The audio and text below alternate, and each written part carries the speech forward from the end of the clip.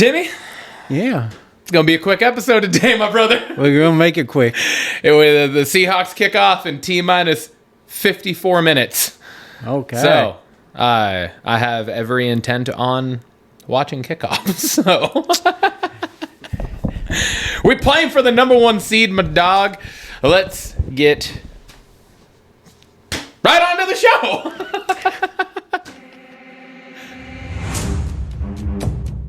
Bourbon, belts, blockbusters. You are listening to the Triple B podcast.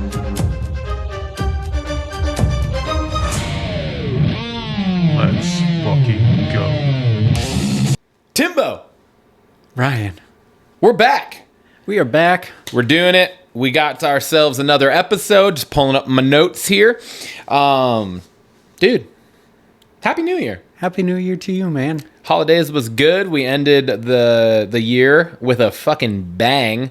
We got to interview an actual legit person in the wrestling industry. That was so cool, man. It was awesome. Matt, once again, thank you for coming on the show last week and just giving us your time, more time than we anticipated. But it flew by. It felt like we were having fun, just talking and just bullshitting. So it was awesome. It was definitely a dream come true, man. Yeah, it was like it was great. It was check that off on a box. Yeah, and everything we had been wanting to take steps towards. So, yeah, man. On to 2026, and hopefully even more awesome things ahead for us. I hope so. I know so. But- Before we can even come close to getting to that, we got to talk about the cocktail of the week this week, Tim. What we got for us? We got a cocktail of the week. I made this one with the Rambler Kentucky Bourbon from last week. We rated this one pretty high at a 9 both, and it had that little punch. And so, just wanted to try something different that we haven't tried. And so I went with Bourbon Maple White Russian. And what that consists of is the said bourbon. We put in maple syrup. We did a homemade Kahlua made from Brittany Lund. Thank you. And we topped that off with a heavy whip and then sprinkled some cinnamon on there. Let's give this a try. Let's do it. Cheers, dog. Cheers, dog. Now that's the holidays in a cup right there. Yeah, it is. Man.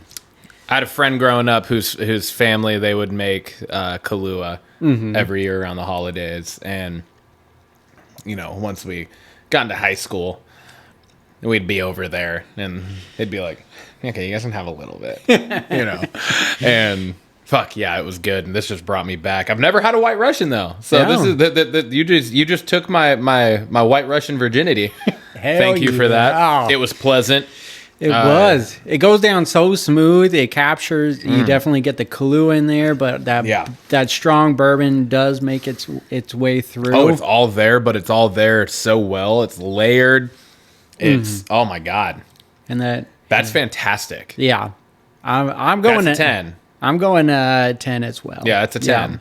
Yeah, that is a 10, and it's a different kind of 10 though. Yeah. That's the nice thing. This is a kind of drink you just want to drink after a busy day. It's chill. It's mellow. It's nothing but pops out. Like if you tried to give this to me in like 5 months from now, I would probably be like, "The fuck are you giving this to me in May?" Yeah, when it starts getting warmer. Like this isn't the kind of drink I want, like a creamy, heavier drink, because it's heavier. It's literally got heavy cream in it, right? Yep. But fuck, dude, for the holidays and a cold, rainy day, this is nice. Yeah. That is nice. And the Kahlua is really good. Thank you, Brittany. Yes, again. That's fantastic. So, thank you. Appreciate that. Well, hell yeah, brother. Appreciate you coming up with a good old drink here. Hell yeah, man. It's going to bring us on over to our bourbon talking points for the day. I guess I should get the clicker so I can move on. You're not used to this. I'm no longer used to being the one that's actually running the show here. We're back at my place today. But yeah, we got Hawk Talk. And boy, do we have some Hawk Talk. Last week, Last Sunday we beat the Carolina Panthers 27-10 in a back and forth first half. Was it 3-3 at halftime or fucking it was something like super 3-3 low scoring. 6-6. Yeah, super low scoring 3-3. again. 3-3 at half, yeah.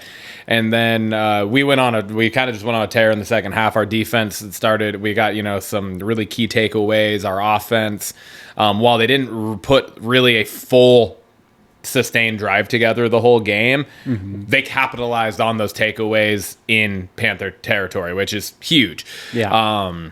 So yeah, it's a big ass B or whatever the fuck that is. Anyways, got the win, pushed us to 13-3. Tim, what are your takeaways from the game? I'm coming around to the split share between Sharps and K9. A, it's keeping them healthy. B, they are different, and it keeps defenses honest. And C, one seems to be hotter than the other, and they kind of take off with the game. Yeah. And it's a good compliment for each other.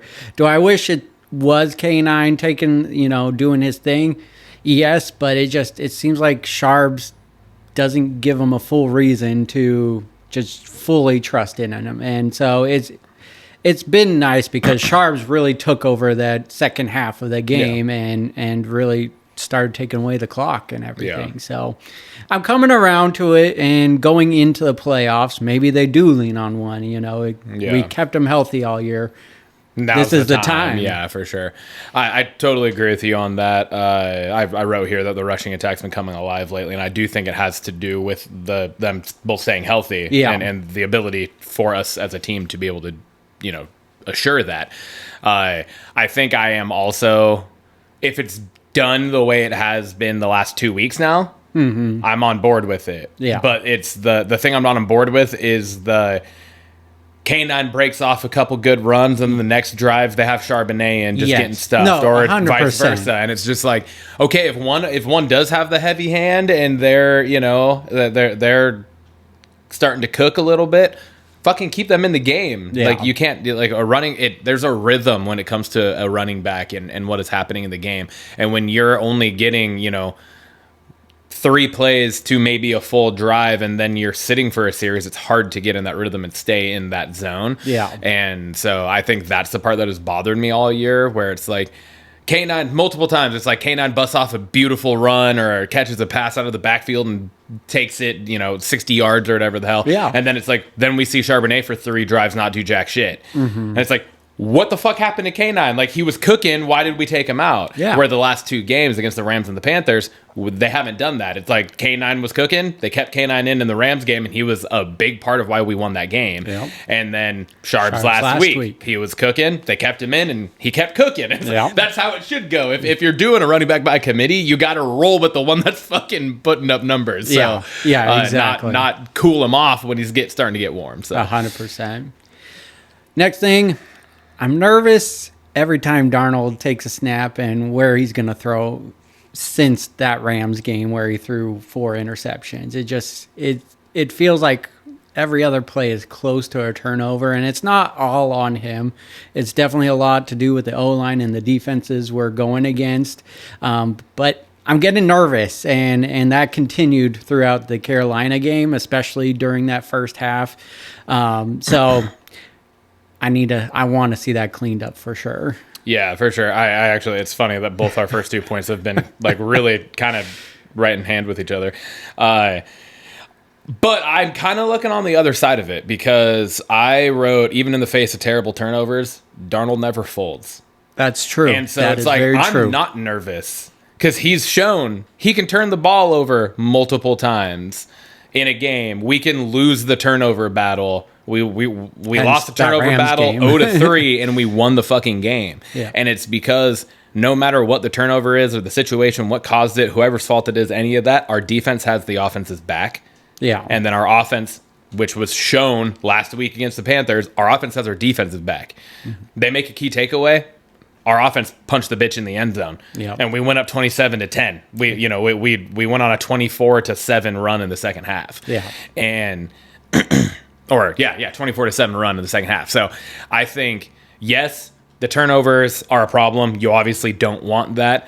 But everyone's been saying since that 4 turnover game against the first game against the Rams, everyone's, well, you start playing against these better teams. Well, guess fucking what? We've been playing against these better teams, and we're on a 6-game win streak right now, even with the turnovers still being there. Yeah. So, no, obviously you don't want that to continue, but I'm not nervous about it. Yeah. Because they've continued to show that it's like, oh, our offense is struggling. Well, guess what? Our fucking special teams, which I also just remembered, Rashid Shaheed was not listed as inactive. Okay. So that's good for a return game because he's been a fucking huge spark plug in our team. And our defense step up. So Yeah. Last takeaway is, and I know it's easier said than done, but I think we just got to get more involved in our wide receiver room. Like he guns down JSN a lot, and I think the defenses have really done a good job of locking him down. He's slowed down quite a bit the second half, and so it's. Well, I think we need to get like Cooper Kupp, and like I said, I know it's easier said than done. We've had some injuries and everything and all, but. I mean, he does come up clutch still, and Cooper Kupp has had some amazing catches as well, but I would like to see more from that.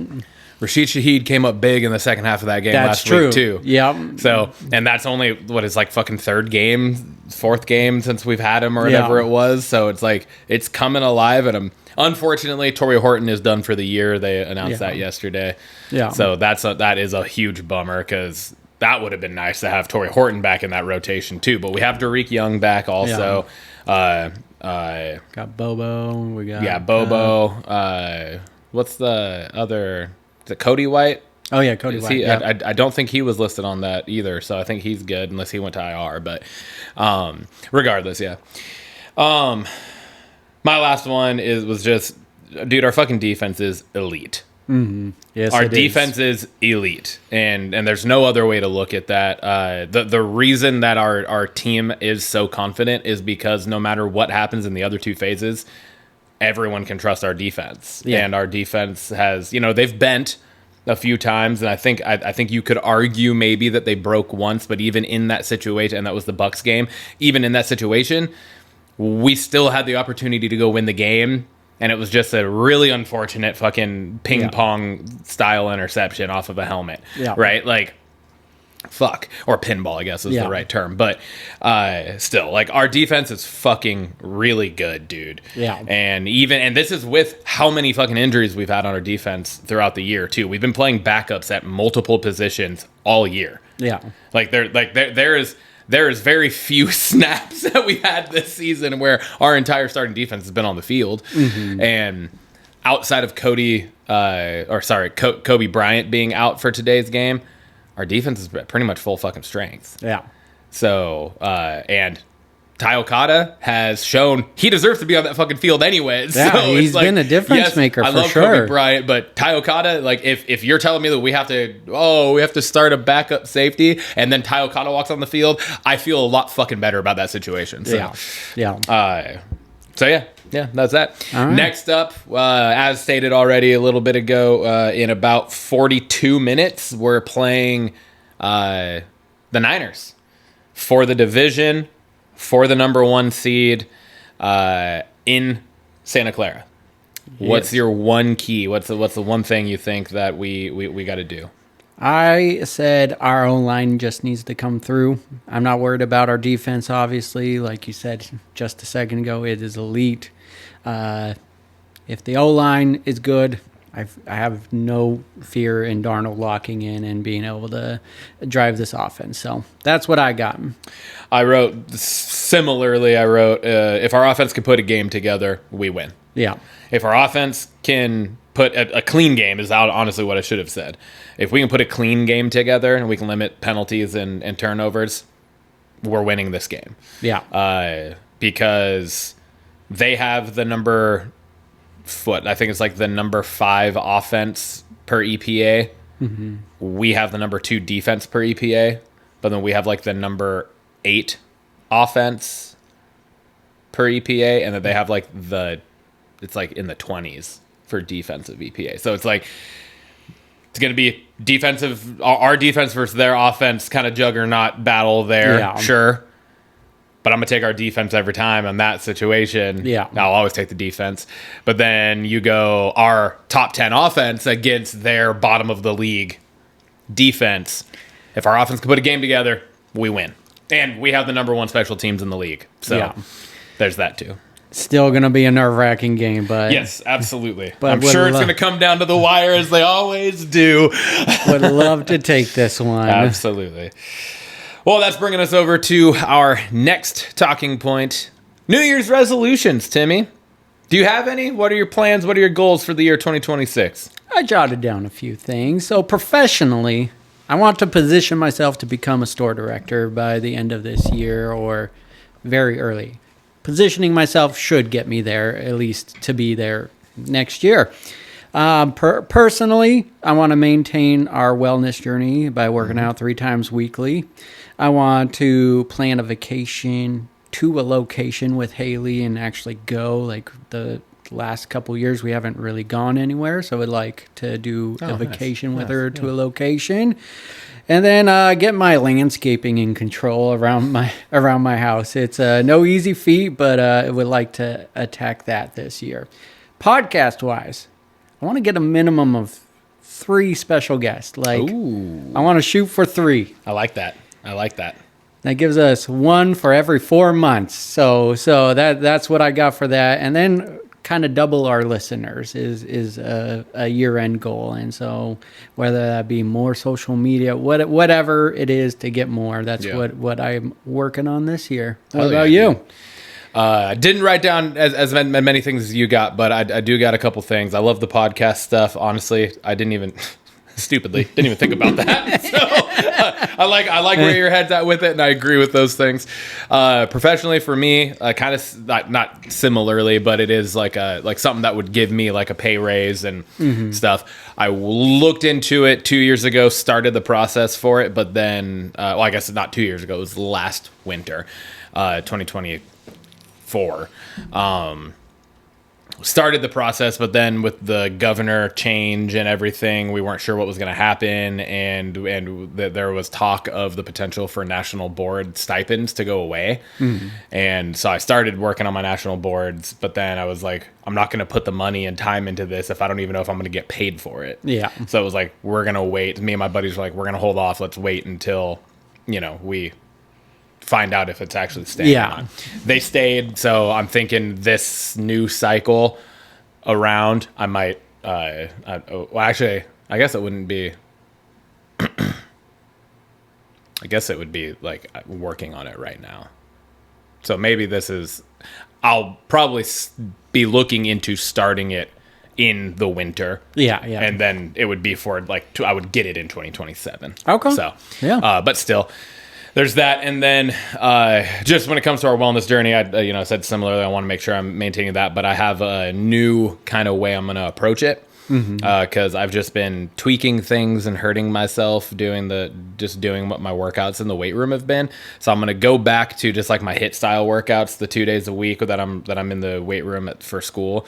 And then I'm going to kind of transition my focus more to running. And my plan is to try to run 700 miles in the year of 2026. Damn, man. What that comes down to is essentially over 52 weeks, it's like 13 and a half miles a week.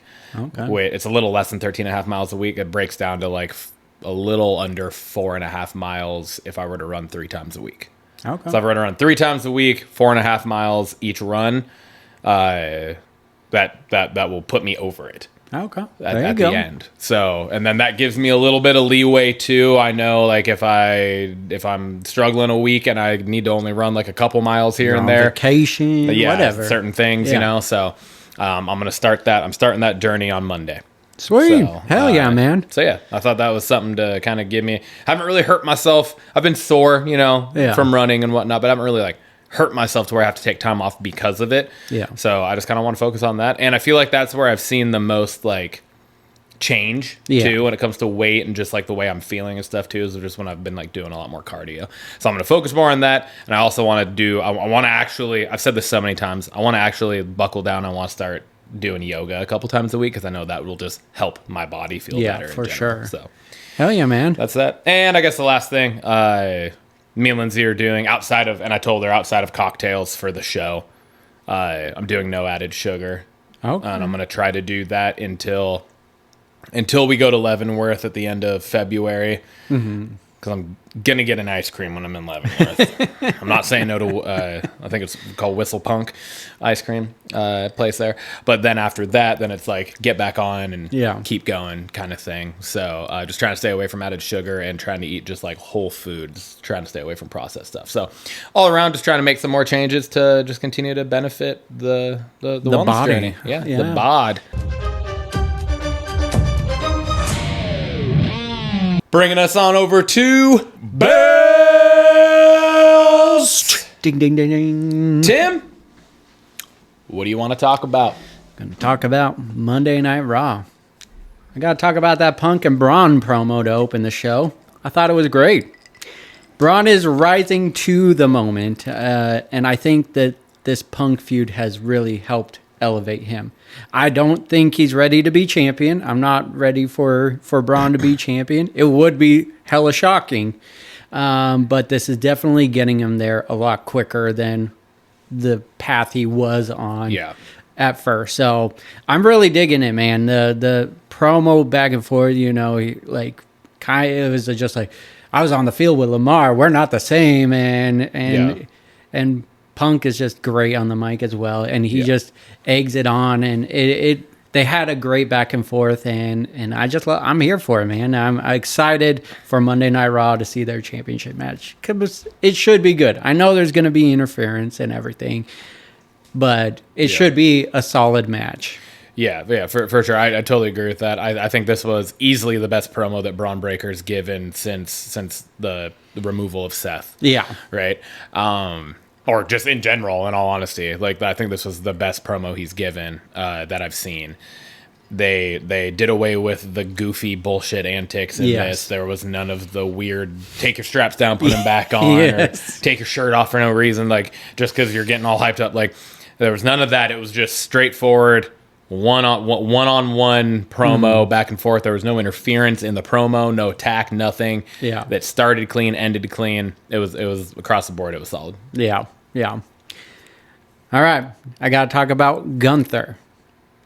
Gunther is definitely getting the big blowout heat from beating Cena. The crowds are hating him, but they need to quickly do something with it, because this is going to get old real quick. To me, it already has, and it feels very New Day when New Day went heel. Yep. They came out, got booed. It was everything they wanted, but did nothing with it. So I'm getting nervous, and I know you already had that apprehension to him winning before he even won. Yeah, well, and that was mainly because it was just like, he doesn't need it. Yeah. It's not actually doing anything for him. Now, I will say there's a part of where I was wrong with that. It has gotten him the most heat he's ever had. Yes. But, like you just said, they can't just float on that. Yeah. Like, it's got to be like, this week on Raw, something needs to happen. Exactly. And like, so maybe he's the interference in the fucking World Heavyweight. You know what I mean? Like, not that I want that to happen necessarily, but they need to do something to actually just like push this farther. Yeah. And they got to get away from the he's retiring people narrative, because that's just that's not. He's not the legend killer. I'm sorry. That's already happened. We've been there. We've done that. The person that has been there and done that is still here. Yeah, exactly. So it's not like it's like a super old in the 90s thing that they're just bringing back to life, right? It's just, you got to do something with it, and hopefully they figure that out. Because it feels like they're just grasping at straws right now, not knowing what to do with Gunther. They're just like, just go out there and piss the crowd off, and then laugh in people's face and walk away. Yeah. 3 weeks in a row. Like I said, you can only do that so many times, and or else it's just going to lose its impact. Yep. Next, Vaquer, Bella, and Raquel triple threat match was a super solid match. I really enjoyed it. I think this was the best Nikki Bella has been in the ring since coming back. I liked the ending where Stephanie Vaquer took advantage of Raquel's finisher, pushed her out, and took advantage. Like, she didn't do another move after. It was push Raquel out and then pin Nikki. Nikki whether you like her or not, she's taking a lot of L's for the young stars, as she should. As she should. And I think it's a good thing. I don't think it's not as impactful as Becky taking a loss, you know. Yeah, it's not the same kind of talent, you know, but I still think it's a good thing. And this also leaves that door open for Raquel to continue a feud with Steph because she did the move. She got pushed out. She didn't take the pin. So overall, I really liked the match in general. And it also pre-match, Raquel tells Judgment Day to stay away.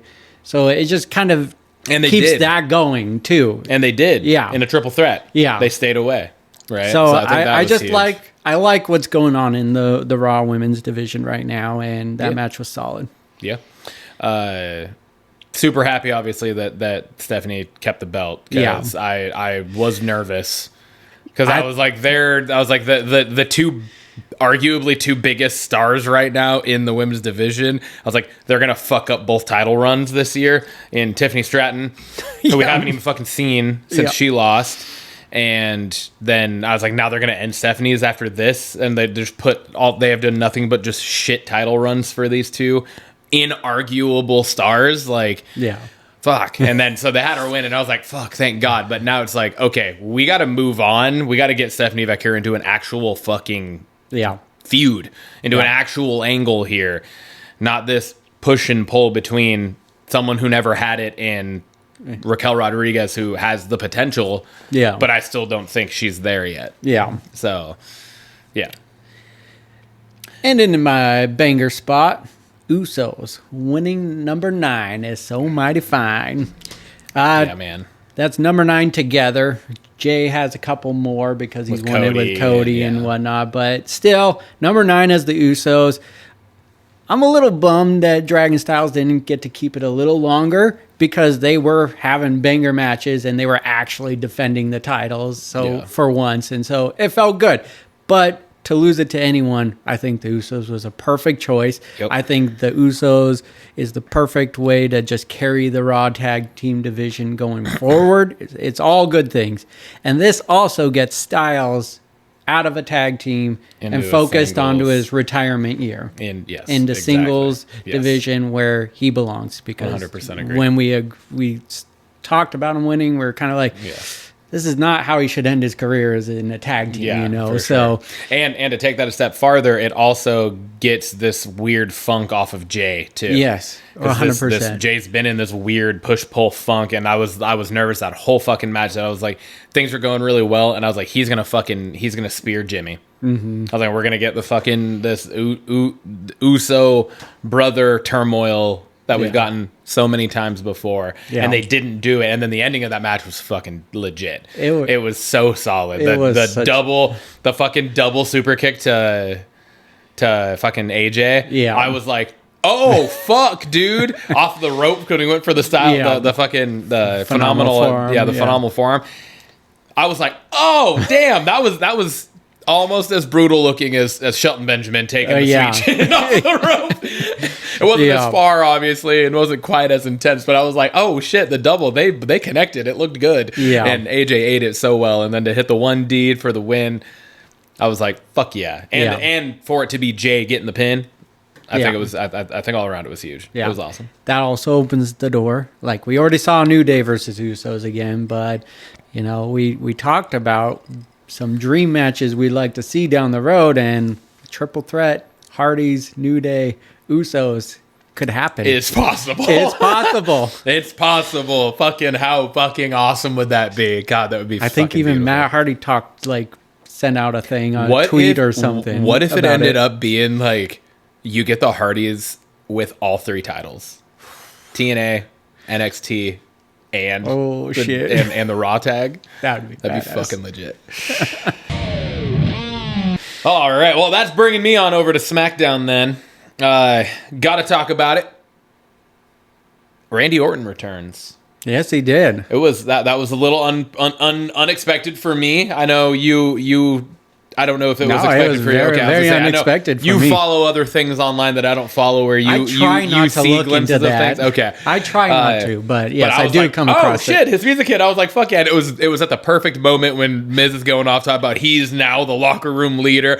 I hear him. I was like, oh fuck yes, that was awesome. And then to hit the double RKO, and just kind of, I don't know, just kind of reestablish like, new year, he's back. Let's go. Yeah.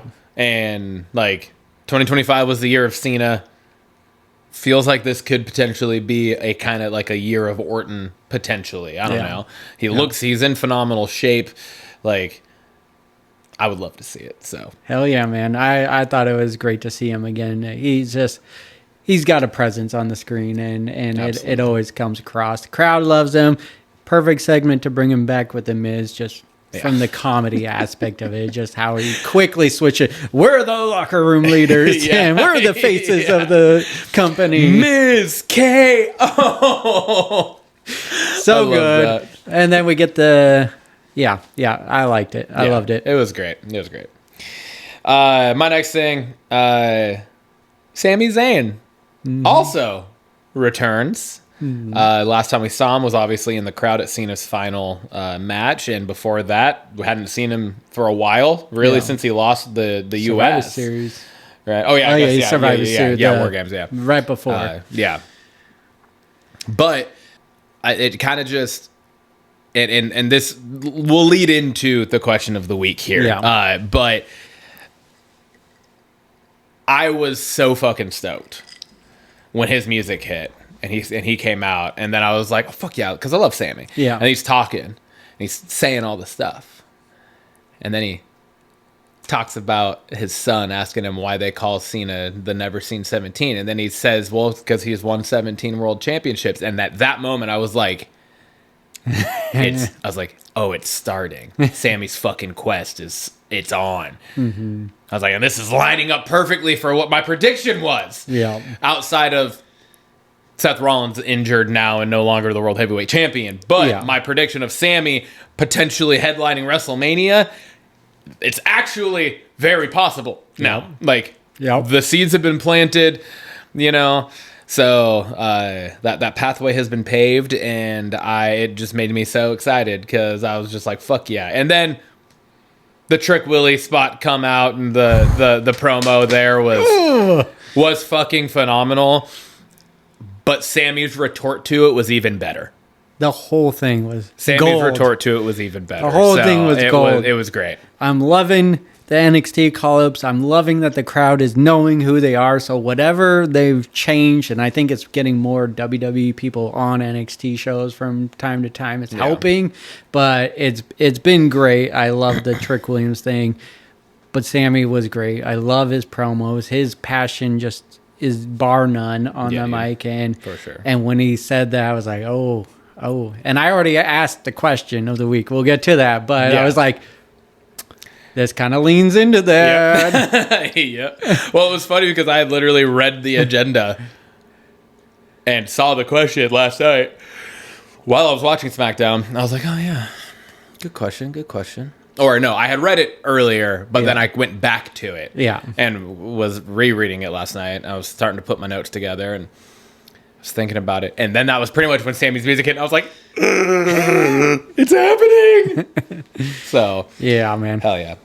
My next thing here is just straight up, and we've been back and forth, up and down with this a little bit, kind of feeling stale and whatnot.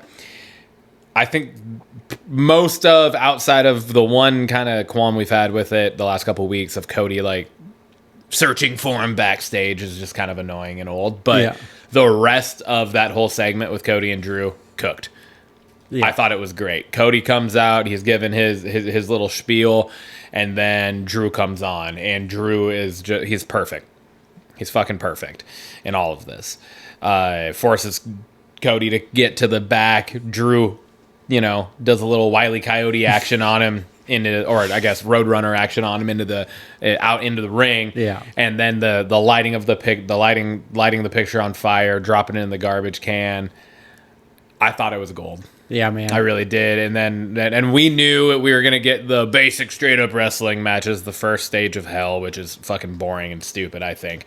Make that one the Falls Count Anywhere, then make the second one something more intense, and then make the last one a steel cage. Yeah.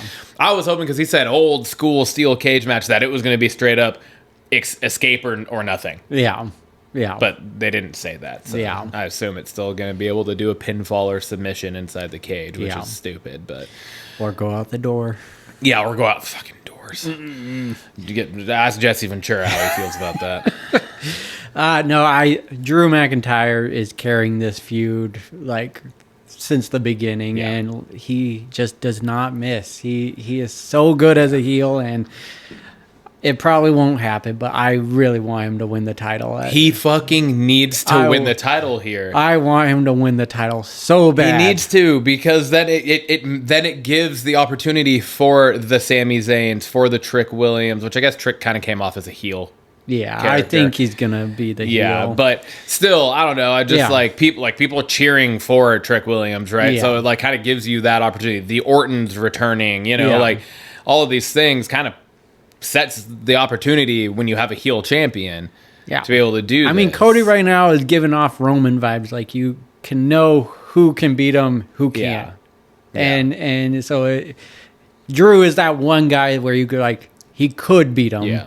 And I just don't think it's gonna happen. But I wanted to so bad. Yeah, same. But they've done I 100% want Drew to win. They've done a good job. There is no one technically with an upper hand because Cody can't touch Drew, and Yeah. and Drew didn't touch Cody last night. So there is no upper hand unless something happens on Raw, which I don't think will. But What is this taking place at? it's SmackDown next week in Berlin. Okay, it is going to be on SmackDown. SmackDown. Okay, Yep. that's what I thought. So I was like, No PLE. I know. I was like, what the fuck are they? I was like, what is this going to be on if it's not SmackDown? Because Saturday Night's Main Event's the Saturday before the Royal Rumble. So I was like, they're not going to have another fucking special show this month. They fucking better not. I can't do it. Yeah. So Agreed. All right, bring me to my banger of the night. This might be a first, where we're doing back-to-back banger of the nights on the same show with the same person. But it's Mello. Hey. Mello and Gargano, that match was absolutely toasted. It was so fucking good, dude. And just Mello in and of himself, the backstage interaction with Ilya was fantastic. Moving straight onto the Miz was legit, because you were like, oh, he's like legit like fucking thanking him right now. And Yeah. thanks for staying away from me because I've been doing great since. And he walks off. I was like, oh, that was fucking gold. Yeah. And then the match, like all of it was just, it was great. It was 100% awesome. The fucking crowd is hot for Carmelo Hayes right now, dude. Yeah, they and are. the outfit he had on with the, just like decked out in the gold was just like, oh man, it was great. So I really hope he gets the jerseys going, like he said. Like it was like what he did in NXT. It would appear on like screens where people he's beaten, and it'd like be burning their jerseys. Or oh, that would be dope. It'd be cool if he kind of starts taking over that on the main roster here. That would be fucking sweet. But he's been killing it in the ring. Yeah. Gargano was a great first opponent for him on that, and looks like we're gonna get more the open challenge going Yep. on. So the U.S. title is cooking right now. Absolutely. Too bad Dom is hurt, because all titles would kind of be cooking right now. So Yeah. I'm liking it. Well, that's bringing us over to the belts question of the week this week, Timmy. I pose this one. It's a new year, and the road to WrestleMania kicks off at the end of this month in the form of Royal Rumble. Who do you have winning it? Does it line up with your predictions for the main event of WrestleMania that we made last April? And I did the research. I listened to the episode again and just wanted to get who we predicted. And for you, you said Sammy versus Seth or Seth versus Cody, and I said Cody versus Orton. Does that line up with who do you have winning the Rumble? I already pretty much answered the question. Yes, you but did. Yes, it does. I'm sticking with my gut here. I'm going with Sammy, especially after the return and the promo that he gave. I think it's fucking time for them to actually push Sammy and give him what he fucking deserves. Mm-hmm. And that is an actual opportunity and a shot to be the face of the company. or Yeah. one of the faces of the company. And I'm going with Sammy winning the Rumble and main eventing WrestleMania. Now, whether that is who that is against now, because things have obviously taken some turns, I don't know. But I want it to be Sammy. Yeah. I want it to be Sammy. I think they're going to wait a year and have him win it at Riyadh's WrestleMania. That's just what I think. So That's 27? yeah, that's next. Oh. Not this year, next year. For me, I still think Cody and Orton is going to be a main event, but I don't think Orton is winning the Rumble. I think AJ Styles is going to win the Rumble and go against Punk. We're going to get a Styles versus Punk match. Oh, I like that. I didn't see that coming. I would love to see a face versus face. Styles going out in his last year and potentially winning the title at WrestleMania. Hell yeah. I think they could do right by him and have him win the Rumble where he debuted in WWE. So Love that. that's what I got. That's dope. I absolutely love that.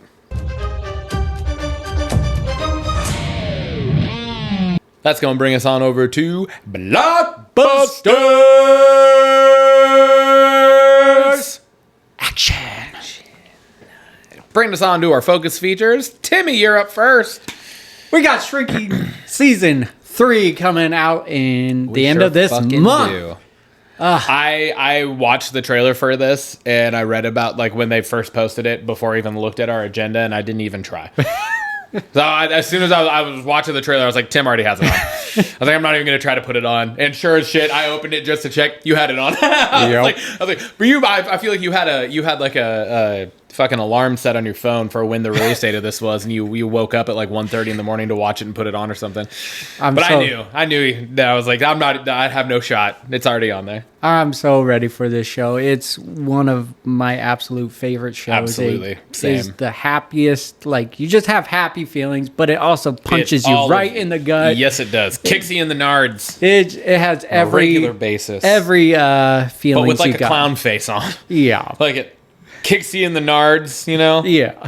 And then it hands you an ice cream cone. Like, Exactly. Yeah. But to remind people who haven't seen this, or you know, the synopsis is a grieving therapist starts to tell his clients exactly what he thinks. Ignoring his training and ethics, he finds himself making huge changes to people's lives, including his own. The cast is Jason Segel, Harrison Ford, Brett Goldstein, Krista Miller, Jessica Williams, Luke Tenney, Michael Urie, Lukita Maxwell, and Ted McGinley. The release date for this new season is January 28th of this year, and it's going to be on Apple TV. I can't recommend this show enough. I know Lindsay really enjoyed it, yes, and I got to get on her about finishing season 2. She still hasn't fucking finished it, so that we can watch season 3 together. I'm so ready to just rewatch the show. Yeah. To get caught up again and watch the third season. Absolutely. All right, my focus feature is the MCU's Wonder Man. It is their next project that is debuting here at the end of this month. The synopsis is, aspiring Hollywood actor Simon Williams is struggling to get his career off the ground. During a chance meeting with Trevor Slattery, an actor whose biggest roles may be well behind him, Simon learns legendary director Von Kovac is remaking the superhero film Wonder Man. These two actors at opposite ends of their careers doggedly pursue life-changing roles in this film as audiences get a peek behind the curtain of the entertainment industry. The cast of this is Yahya Abdul-Mateen II, Ben Kingsley, and Arian Moayed. The release date, again, is at the end of this month. It's the 27th, and it will be out on Disney+. They are dropping all 8 episodes on the 27th for a first for an MCU feature on Disney+. That's wild. They're dropping all 8 episodes at the same time. And I'm reading, there's comments where people are like, this means they have no confidence in this show. And then there's other people that are like, this is like an ultimate confidence thing. Like they're dropping it all at the same time. Like they don't care about the build up. Yeah, they don't care about the build up from episode to episode keeping you hooked. They're just like, they're dropping it all.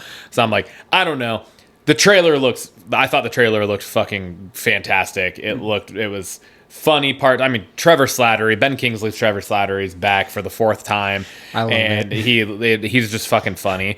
So, but I don't know much about the character of Wonder Man, so everything I'm seeing and whatnot, I'm just like, oh, this is fucking cool. Yeah. But it's like the powers, everything I've read in the comics at least, like he has the potential to be a Captain America Type equivalent type character. Whether that's good or bad, I know there's a lot of, tug of war and push and pull within himself when it comes to some of that stuff. So, yeah. But yeah, what'd you think? I thought the trailer was great as well. I'm really excited about this one. I like the little nod, whether it was on purpose or not, but it was talking about superhero fatigue in the trailer. And I'm like, that's kind of on the nose, and that was purposefully done. Yeah, and I'm pretty sure this has been filmed for quite a while, right? And yeah, I think it's been filmed for a bit. Yeah, yeah, and so I think when it did film, it was definitely more so on the nose than it is now. I think it's coming back around, obviously, with Doomsday on the horizon, the new DCU and stuff. Well, and just the cutback in the amount of things that have been coming out now over the last year. We've only had a handful of MCU projects. Yeah. Where from 2020 to 2023, it was like we were getting like fucking 9 things a year between movies and TV shows. It was just like, fuck. Like this year, we're getting this, Daredevil, Spider-Man, Doomsday. Yeah. That's it. Yeah. Right. So. Hell yeah, man. I'm really excited for this and just kind of see how they tie this into the MCU going forward. Yep. All right, let's bring us over to What's in the News? What's in the news? The news here, we got just a couple things. Yeah, just a few. We had the actual teaser trailer release for the Malcolm in the Middle reboot. Dude, I'm pumped. The trailer looked fucking It captured great. everything perfectly. from Malcolm in the Middle, but in a new way. Yes, in adult, grown-up ways, right? Like, oh my God, it was great. So, and the characters look exactly the same, just older versions of themselves. And just like the way they carry themselves at all, they haven't missed a beat. So it's awesome when you see that, because you see these things go for so long. It's been 19 years since the finale. Yeah. And now you're getting like these people stepping back into these roles after they've all gone off and done their own things. Yeah. And they just step right back in like it's just like riding a bike. They're like stepping into this person that they lived for however long. So it's pretty cool. I thought it was awesome. Hell yeah, man. I wanted to talk on the success of Stranger Things releasing the final episode in theaters. I know you were really excited about this final season. I'm not quite there yet to be excited with all y'all, but I read a cool article on Deadspin about the success of it being released in theaters and what it could mean going forward. And what that was 2 days prior, they released some numbers saying 1.1 million tickets sold for this release.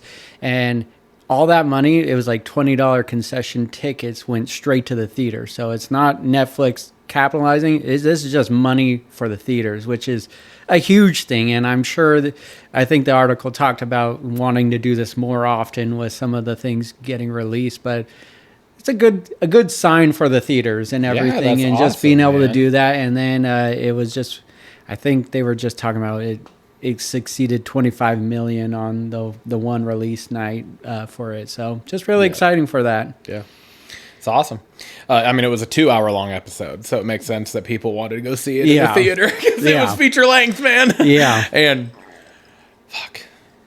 Goddamn! Between episode 7 and episode 8 of this final season, I think I cried more times than I did watching Shrinking. Oh damn! Hell yeah! Like, not as emotional necessarily, but holy shit, I was like definitely tearing up and whatnot. So, and last talking point here on the news is we got the next teaser for Doomsday, and it came in the form of Thor. What'd you think of it? I think it was right in line with the first one, and there's a clear parental, paternal situation taking place here, and maternal, obviously, with the end of Fantastic Four. So there's something with these kids, related to what. Oh, Doom that's has true. Going on. There was a kid in this one as well. Yeah, it's Love. It's his adoptive daughter. It's Gore's daughter. Why did I And not? that's the entire trailer. I know. Is him Yeah, I know. praying to Odin to give him the power to be able to come back to love. Man, why didn't I? I did not connect the dots on that. Thank you. Yeah, you're Thank you, welcome. podcast. Yeah, man. Yeah, So, man. I love the little like teasers that they're releasing. It's adding stakes to Doomsday very nicely. So really pumped for that. Bringing us over to our special segment of the week this week. It is the first episode of the new year, which means we're doing Blockbuzzin, talking about a movie that garnered some buzz throughout its, the production of it, throughout the marketing, throughout the release. And that movie that you chose specifically for this week is One Battle After Another. One Battle After Another. It's buzzing because it got a star-studded cast, Sean Penn, Leonardo DiCaprio, and so on and so forth. It just garnered a lot of buzz just with the cast in general, but since it's released, it's garnered a lot of award buzz as well. It's nominated for several things, including Best Picture, and then Paul Thomas Anderson is up for like Best Director as well. So that is why it's buzzing. It's a long ass movie. I can tell you that. 2 hours and 49 minutes. Yeah, dude, it was long, or 43 maybe, or something like that. But still, it was a long movie. But I watched it today. Oh wow! I finished SmackDown and watched that today. Damn, that was 3 hours SmackDown too. Yeah, I know, man. So I mean, I thoroughly enjoyed the movie. I maybe I'm not fully on the hype train of it all, but I enjoyed it. I definitely got it was a good movie. I think everyone's acting in it was great.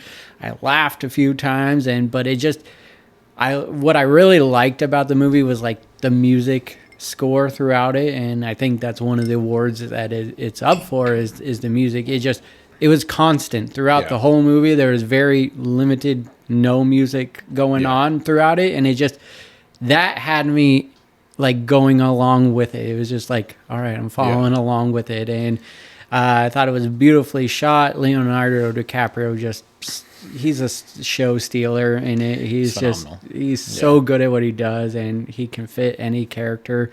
I really enjoyed that. And the movie was not anything of what I thought it was going to be as well, from watching the trailers or anything, but in a good way. And so, it started with this tone, but then it became just chasing everyone from the beginning of the movie. Yeah. So, I really enjoyed it. I'm not saying it was next tier level masterpiece or anything, but I enjoyed it. What about you? Yeah, I really liked it. I thought it was really well done. I really thought the cinematography in it was breathtaking, in all honesty. Just the way they caught like the jumping out of the car and then the fucking dust flying up, and then like the girl getting out of the car towards the end, and she goes over and gets down and the dust coming. I just thought it was like there just seemed like there were details of like reality and realness that you don't see in other things. That's true, yeah. And also like some of the really long shot scenes, like going through all of the hallways in the fucking building and stuff, or when they got the girl and like took her from the one place all the way out to the car. Like it just seemed like there were really long shots. I like things like that. And I don't know. I thought it was really good. I thought it was a really solid movie. It like you said, long, but it didn't. I watched it in one go all today, and it didn't feel long. Yeah, no, 100% agree with that. I had to pause it at one point to help Lindsay load Lainey up in the car, and I was like paused it, and I was like, oh shit, I'm halfway through already. I was like, fuck, okay, cool. I was like, I was at an hour and 38 minutes or something like that. I was like, oh shit, cool. That didn't feel like it was that long, because I mean, like it's kind of done in parts. You know, it's almost like a play to a point, right? So, I really liked it. I thought it was good. It was. I would definitely recommend watching it for sure. Can we talk about Sean Penn and just how phenomenal he was? I almost didn't recognize him. He killed his role in that. Yeah, so fucking good. All right, moving us on to the Blockbusters question of the week. Once again, Timmy. Following suit, it's 2026. what is the movie or movies and show you're most excited for? This can be plural. It's not a long answer. So if you got multiple you're excited for, let me know. But it cannot be Doomsday, MCU, and I cannot say Scream 7. Yeah, you said can't be Avengers. I already knew that. I also took Spider-Man off the plate for it as well for me. Yeah. And I went with two completely unrelated things. I said, because I was like, they're both very different, and so I'm excited for them in different ways. So I have both of them. Project Hail Mary. Oh yeah. Because it's another interpretation of the Martian. Yeah. That Matt Damon did a couple years back, but this one's with Ryan Gosling and whatnot. And I think this one looks like it's going to be better to me. I didn't really care for that one, and like the trailers and stuff for it, and I was just kind of like, all right. Yeah. This one I'm like kind of hooked on it. Like, all right, fuck yeah.